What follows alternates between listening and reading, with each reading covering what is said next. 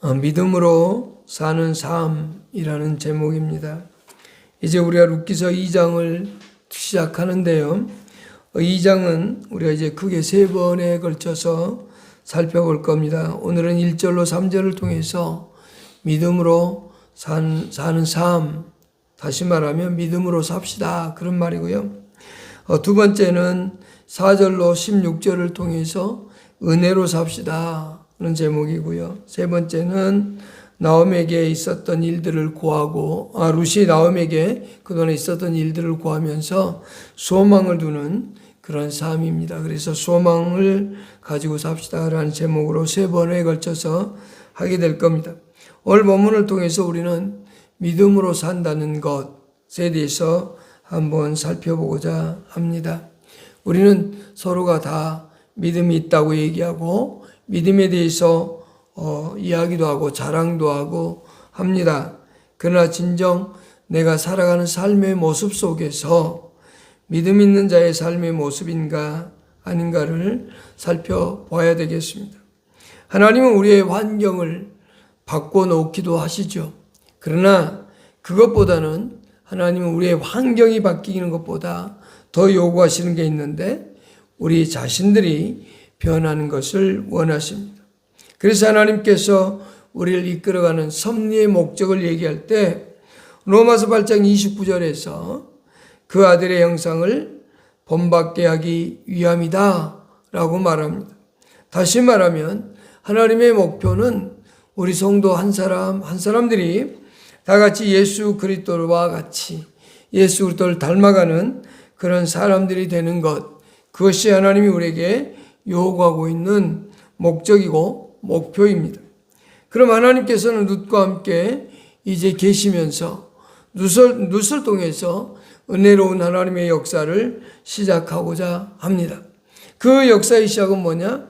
하나님께서 계획했던 그 계획의 역사를 이 룻을 통해서 이루고자 지금 이제 일하고 계시는 것을 볼 수 있습니다. 우리는 나를 통해서 하나님 과연 무슨 일을 할까? 나이가 뭐 하나님께 쓰임받을 수 있겠어? 그냥 교회만 잘 왔다 갔다 하고 어느 시점 되면 직분 받으면 되지 라는 생각을 할지도 모릅니다. 그러나 오늘 룻기를 통해서 우리가 오늘 본문을 통해서 배울 수 있는 것은 하나님의 놀라운 계획이 있고 그 놀라운 계획을 하나님은 반드시 이룬다는 겁니다. 하나님은 지금 룻과 나오미를 통해서 하나님의 놀라운 계획을 성취하고자 합니다. 그러나 룻과 나오미는 그 하나님의 계획이 뭔지 전혀 알지 못합니다. 나를 통해서 무슨 일을 이루실지 전혀 생각하지도 못하고 알지도 못합니다. 그럼 하나님께서 이 룻과 나오미를 통해서 이루고자 하신 그 계획이 뭘까? 그것은 창세기 12장 1절로 3절의 말씀이 있습니다. 한번 찾아서 읽어보겠습니다. 창세기 12장 1절로 3절입니다. 아브라함에게 주셨던 약속입니다. 아브라함의 씨가 온 세상에 축복을 가져올 것이라는 그 약속의 말씀입니다. 그것을 룻과 나오미를 통해서 이루실 겁니다. 한번 읽어보십시다. 시작요. 여호와께서 아브라함에게 이르시되 너는 너의 고향과 친척과 아비 집을 떠나 내가 내게 보여줄 땅으로 가라. 내가 너로 큰 민족을 이루고 내게 복을 주어 내 이름을 장대하게 하리니 너는 복이 될지라. 너를 축복하는 자에게는 내가 복을 내리고 너를 저주하는 자에게는 땅의 모든 족속이 너로 말미암아 복을 얻을 것이라 하시니라. 룻을 통해서 하나님께서 룻과 나오미를 통해서 이루고자 하신 게 바로 이 아브라함의 약속이 계승되어져 가도록 계속 이어져 가도록 하는 게 하나님의 계획입니다. 그러나 룻과 나오미는 전혀 그에 대해서 인식하지도 못하고 알고 있지도 못한다라고 하는 거죠. 이 룻의 이야기는 처음 남편의 죽음으로부터 시작합니다. 그러나 마지막 끝에 가서는 한 아기의 탄생으로 끝나는 것을 볼 수 있습니다. 그녀의 눈물이 이제 승리로 끝나는 것을 볼 수 있게 되겠죠. 자, 그럼 본문 안에 1절을 먼저 보십시다. 1절에 나오미의 남편 엘리멜렉, 룻기서입니다. 룻기서 2장 1절입니다. 같이 읽으십시다. 나오미의 남편 엘리멜렉의 친족으로 유력한 자가 있으니 그의 이름은 보아스더라. 지금 보아스가 나오기 시작합니다. 3절 끝부분에도 엘리멜렉의 친족 보아스에게 속한 밭에 이르렀다 라고 되어 있죠. 이제 보아스라고 하는 사람이 새롭게 등장합니다. 이 보아스는 베들레헴 금교에서 많은 땅을 가지고 있는, 그리고 종들을 데리고 있는 부유한 지주입니다. 그의 이름의 뜻은 힘 있는 또는 용기 있는 그런 뜻입니다. 그래서 그에게 힘이 있다는 의미입니다. 바로 보아스라는 이름은 힘이 있다. 그런데 이름만 그런 것이 아니라 그는 엘리멜렉의 친족이면서 그의 계보가 유다의 아들 베레스까지 올라갑니다.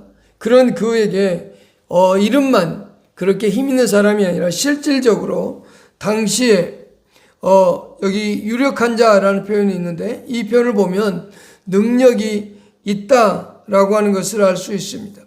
1절에 유력한 자라는 표현을 썼는데 그것은 보아스에겐 능력이 있는 사람이다. 보아스는 재물이 많을 뿐만이 아니라 도덕적으로도 존경을 받았고 또 그 지방에서 강력한 영향력을 행사하고 있는 사람임을 우리는 알 수 있다는 것이죠.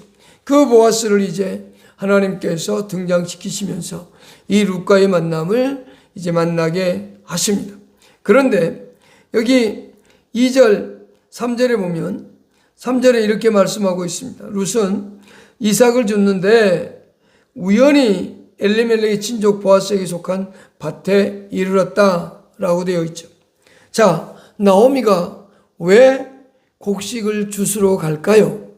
여기에는 나오미는 하나님의 계명을 알고 있고 믿고 있었고 그것을 행동으로 옮기고 있다는 겁니다. 나오미에게 이 룻이 이렇게 말합니다. 2절에 모압 여인 룻이 나오미에게 이르되 원하건대 내가 밭으로 가서 내가 누구에게 은혜를 입으면 그를 따라서 이삭을 줍겠나이다. 지금 이삭을 주스러 가겠다는 겁니다. 룻의 입장에서 볼 때 율법에 나타난 하나님의 계명을 알고 있었다라고 할 수 있겠죠. 왜냐하면 이스라엘 백성들은 이것이 법으로 정해져 있습니다. 추수 때 곡식을 다 가져가지 않습니다. 가난한 자들을 위해서 남겨놓거든요. 그래서 그것을 줍겠다, 주어오겠다라고 얘기합니다. 그러니까 율법에 대해서 알고 있었고 그 율법을 믿고 있고 행동을 옮기고 있다는 거죠. 그럼 이게 어디 있느냐? 레위기 19장 9절과 10절에 의하면 그 법이 나와 있습니다. 하나님의 계명이 나와 있는데 찾아서 읽어보십시다. 하나님의 백성들이 추수할 때마다 가난한 자들을 위해서 이삭을 반드시 남겨놓게 되어 있습니다. 레위기 19장 9절입니다. 너희가 같이 읽겠습니다. 너희가 에서 곡식을 거둘 때 너는 반 모퉁이까지 다 거두지 말고 내 떨어진 이삭도 줍지 말며 내 포도원의 열매를 다 따지 말며 내 포도원에 떨어진 열매도 줍지 말고 가난한 사람과 거류민을 위하여 버려두라. 나는 너희의 하나님 여호와이니라. 레위기도 한번 보실까요? 레위기 23장 22절입니다. 23장 22절도 보겠습니다. 읽겠습니다.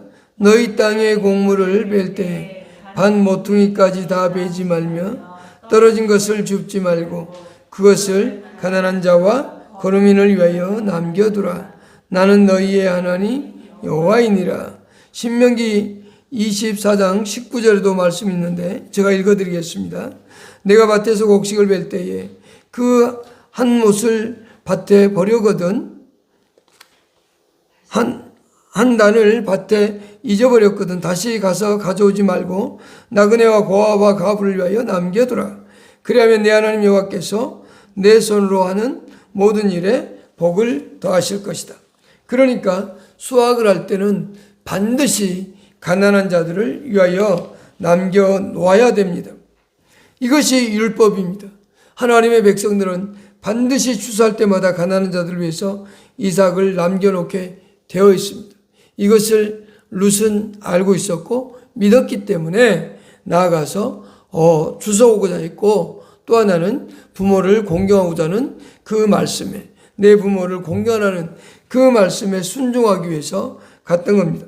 그러나 당시에 사람들은 과연 그렇게 너그럽게 곡식을 남겨뒀느냐라고 할 때 그렇지 않음을 볼 수 있습니다. 지금 이 시대가 사사시대입니다. 그렇기 때문에 당시 백성들은 악했습니다. 그래서 이 추수할 때 이것들을 남겨두지 않냐고 다 걷어가거나, 또는 남겨둘 때는 조건을 붙여서 사람들에게 일을 시키고 전혀 하지 않아도 될, 시키지 않아야 될 것들을 이렇게 시키는 그런 악한 모습이 있던 시대였습니다. 그럼에도 불구하고 이 룻은 나아가서 곡식을 걷고자 했습니다. 그러나 하나님의 말씀은 언제나 가난하다고 해서 가난한 자들 편만 들지는 않습니다. 성경엔 이스라엘 백성들은 가난한 자들과 동등하게 대우하시기도 합니다. 먹고 사는 문제는 가난한 자들을 배려해야 되지만 그렇지 않는 모든 문제에 있어서는 언제나 동등했습니다. 출애굽기 23장에 3절에 보면 이렇습니다. 가난한 자의 송사라고 해서 편벽되이 두둔하지 말지니라. 6절에 너는 가난한 자의 송사라고 정의를 굳게 하지 말라라고 되어 있고, 레위기 19장 15절에도 너희는 재판할 때 불의를 행하지 말며 가난한 자의 편을 들지 말며 세력 있는 자라고 두둔하지 말고 공의로 사람을 재판할지며 라고 되어 있습니다. 왜냐? 하나님께서 그 율법에 말한 것처럼 먹고 사는 문제는 남겨뒀지만 재판한다고 그래서 가난한 자라고 봐주고 이렇게 편을 들어주는 건 아닙니다. 그들도 이스라엘 백성들처럼 동등하게 하나님 말씀대로 살아야 될 의무가 있기 때문에 하나님은 그들에게 이스라엘 백성들이 동등하게 대할 것을 말씀해 주고 있다. 그러면서도 율법에 본 것처럼 곡식은 남겨두어야만 됐습니다. 또한 그들을 하나님께서는 이스라엘 백성들에게 관대하게 대하라는 말씀도 있습니다. 레위기 19장 아까 9절로 10절에 읽었던 것처럼 그들은 곡식을 거둘 때 밥 모퉁이까지 다 거두지 않고 곡식을 남겨둬야 되고 이삭을 남겨둬야 됩니다. 출애굽기 22장 22절에서 너는 가부나 고아를 해롭게 하지 말라라고 말합니다. 그들을 보호하고 돌보실 것을 말씀해 주고 있다라고 하는 겁니다. 룻은 가난한 가부였습니다. 또한 이방 여자였고 나그네였습니다. 그렇기 때문에 그는 이 율법대로 한다면 어디든지 가서 곡식을 주술 수 있는 자격이 주어져 있었습니다. 그러나 이 룻의 입장에서 본다면 그것은 결코 쉬운 일이 아닙니다. 왜냐하면 아무것도 가진 것 없는 사람이고 또한 이방 사람이기 때문에 그때 사람들은 그를 멸시할 수도 있었을 겁니다. 그러나 그는 하나님의 말씀을 믿고 행동으로 옮기는 겁니다. 우리가 믿음으로 산다고 할 때 그것은 하나님의 말씀을 믿고 그 말씀의 근거에서 행동하는 것을 바로 믿음으로 산다라고 하는 겁니다. 믿음으로 사는 것은 말로 사는 게 아닙니다. 무엇으로 사느냐? 행동으로 사는 겁니다. 우리 야고보서를 한번 보십시다. 왜 그렇게 되는가? 그 이유가 나와 있습니다. 야고보서 2장 17절입니다. 17절인데요.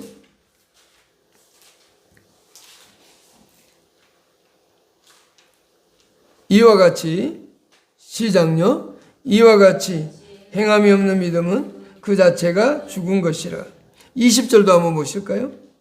야고보서 2장 20절. 아 허탄한 사람아 행함이 없는 믿음이 헛것인 줄을 알라. 헛것이라고 말하죠. 행함이 없으면. 26절에 보십시다. 영혼이 없는 몸이 죽은 것 같이. 자 2장 26절로 시작. 영혼이 없는 몸이 죽은 것 같이 행함이 없는 믿음은 죽은 것이니라. 그러니까 하나님께서는 분명히 우리에게 요구하기를 믿음이 있다라고 할 때는 반드시 행동함이 필요한 겁니다.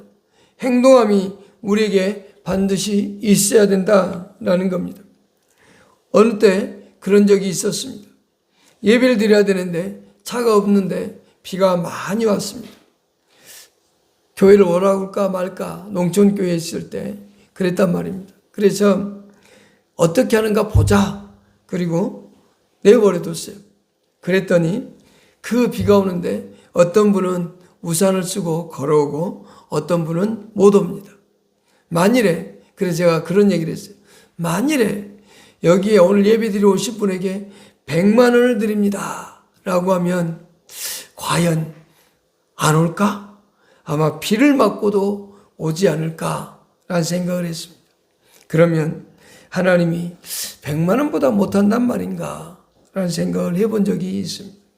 여러분, 우리가 하나님의 말씀을 믿고 따라서 산다고 할 때 내 삶의 행동이 나타나지 않는다면 그것은 믿음이 없는 겁니다.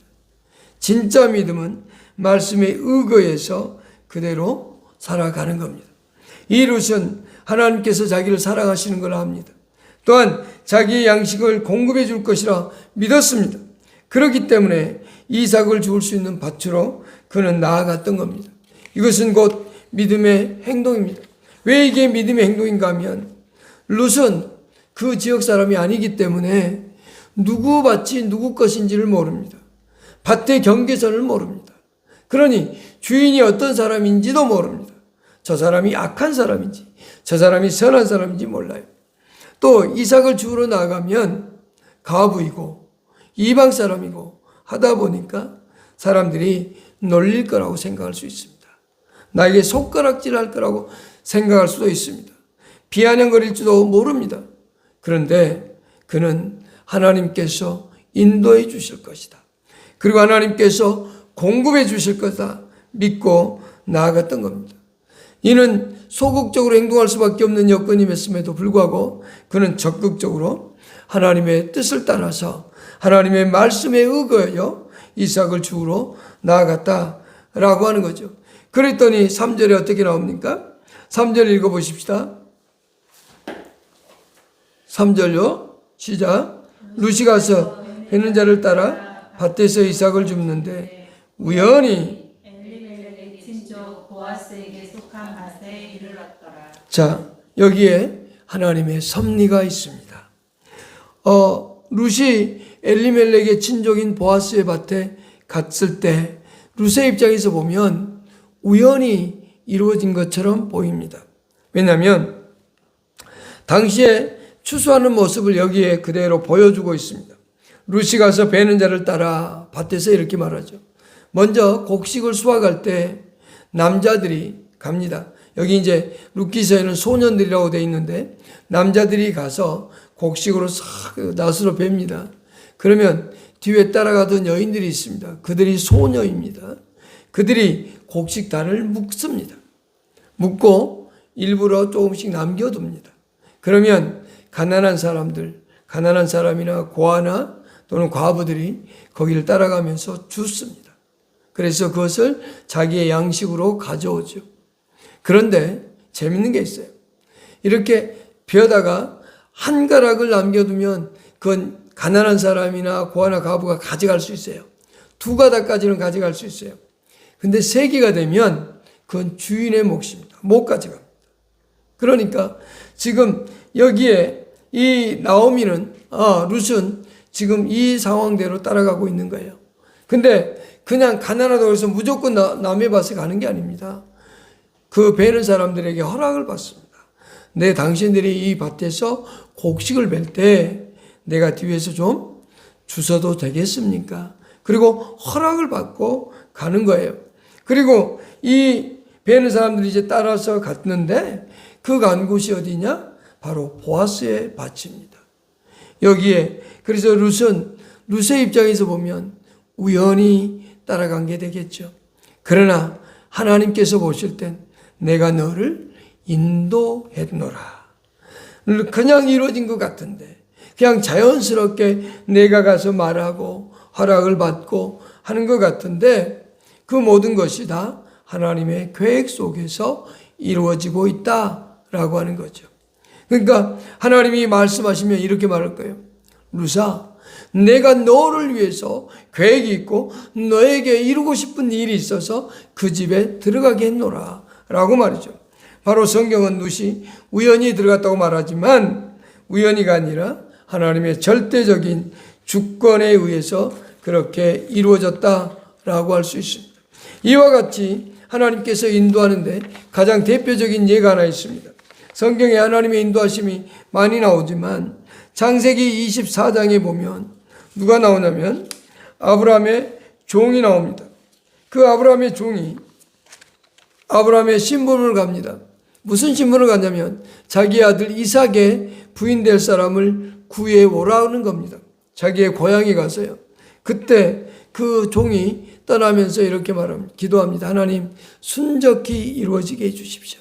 그리고 내가 가서 우물가에 앉아서 있으면서 저 우물가에 여인들이 물로 길을 오면 내가 그 중에 한 여인에게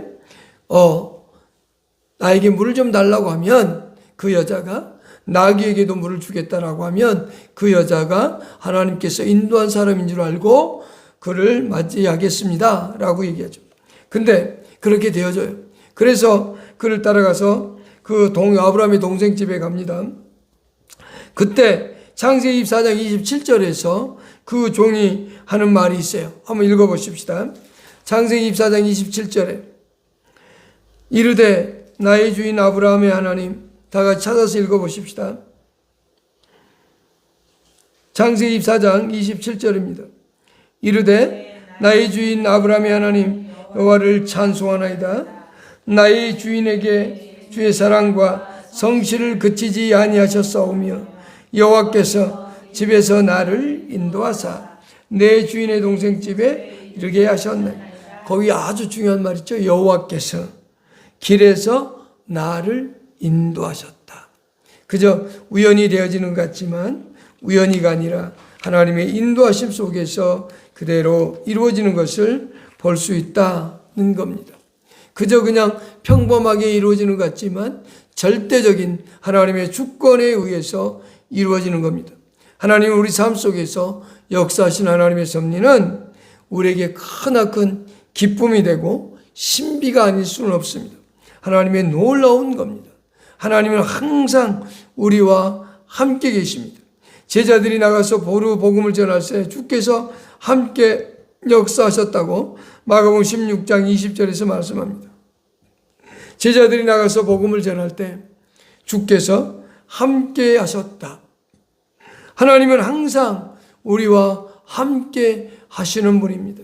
내가 어디로 가든지 하나님은 언제나 함께 하면서 우리 안에서 하나님의 놀라운 일들을 행하시는 분입니다. 빌립보서 2장 12절과 13절을 한번 읽어보겠습니다. 빌립보서 2장 12절로 13절을 한번 읽어보겠습니다.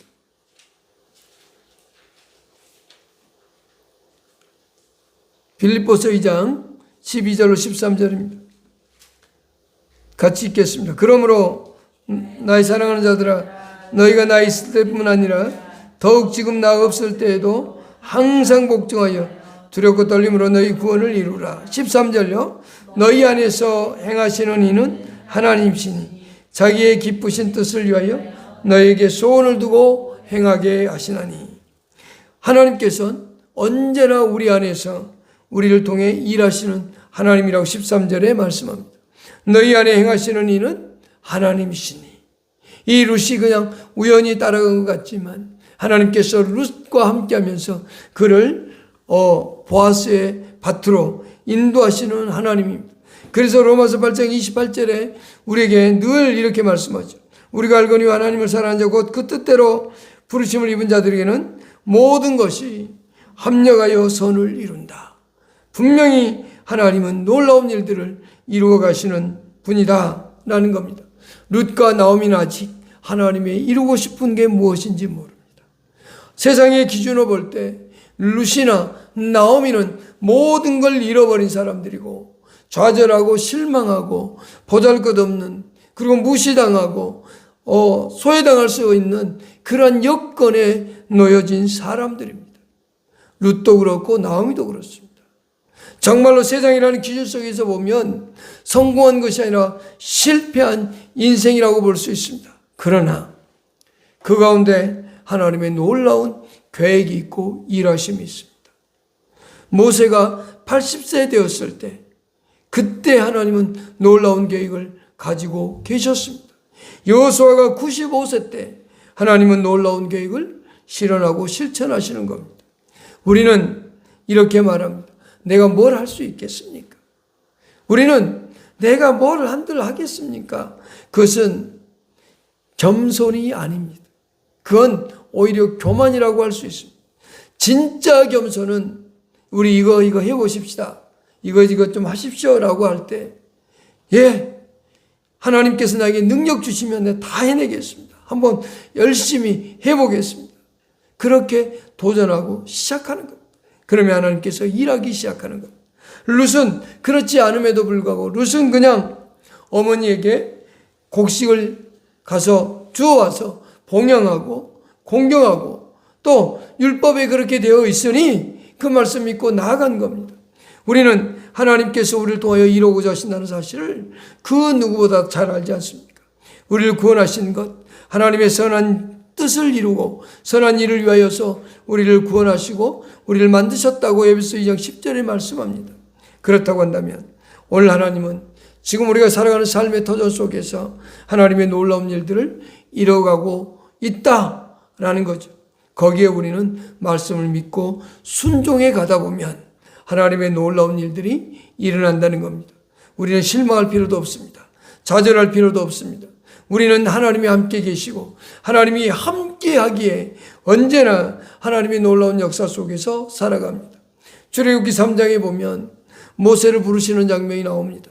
거기에 돌밭이었던 시내산이 나오고 보잘것없었던 떨기나무가 나오고 80세 된 노인 모세가 나옵니다. 그들은 다 가치적인 면에서 그렇게 높은 가치를 매길 수 없습니다. 그러나 하나님이 그곳에 함께 계시니 돌산이었던 것이 하나님의 거룩한 산이 되는 거고 떨기나무가 하나님의 도구가 되어지는 거고 나이 많은 모세가 하나님의 위대한 지도자가 되는 겁니다. 오늘 우리가 살아가는 삶의 터전에 내가 살아가는 시간마다 하나님이 함께 한다는 사실, 이것을 잊어버리지 않고 살아가는 저와 여러분 되기를 바랍니다. 그래서 그 말씀대로 성경에 기록된 말씀을 믿고 행동으로 옮기는 우리 모두가 되기를 소원합니다. 기도하십시다.